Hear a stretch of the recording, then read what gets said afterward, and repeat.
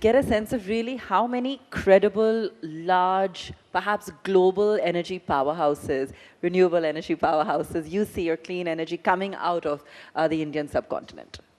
Well, first of all, I would just echo all the progress that has been made in the renewable energy space. You don't need to look further than just the price of renewable energy, how far it has come down. Still a lot of work to do, but fantastic baseline from which to build. But let me add 2 points that are also worth considering. So we all want renewable energy and sustainable practices to become the rule in India as quickly as we can. But let's not forget the India outbound potential of this industry. So this is the part that people seem to miss when they think about it. They think about the cost, they think about how long it'll take, how difficult it is. But you have to think about the future of Indian exports. So if you don't have renewable energy in India, Indian goods going overseas will have a disadvantage from emission standpoint in terms of all the different requirements that are coming up in Europe, North America, and elsewhere. So there's a 1-2 punch here. We need to do what needs to be done in India to improve the environment here, but doing so will also help India outbound. Very, very critical. And so in terms of the powerhouse, look, what India brings to the table are 2-3 things that are quite unique. One, my favorite Hindi word, jugaad, right? So very cost-effective technologies and business models that other countries simply cannot come up with, right? This comes from centuries of having to deal with less and making most of it. That is a very welcome thing for the entire world, to have not just in emerging economies, but even in developed economies, some of those people who can't afford the high-priced goods, they would like to see a more economical product that is sustainable provided to them.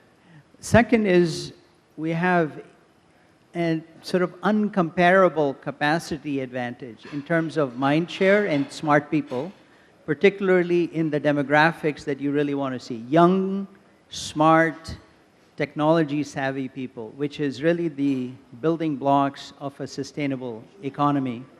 And then the third, frankly, the role and the position of India globally today has never been anything like that before. So India is now in a position to not only produce, not only improve the environment, but also to negotiate for Indian businesses at international forums. And this is literally what you're seeing at the B20 summit.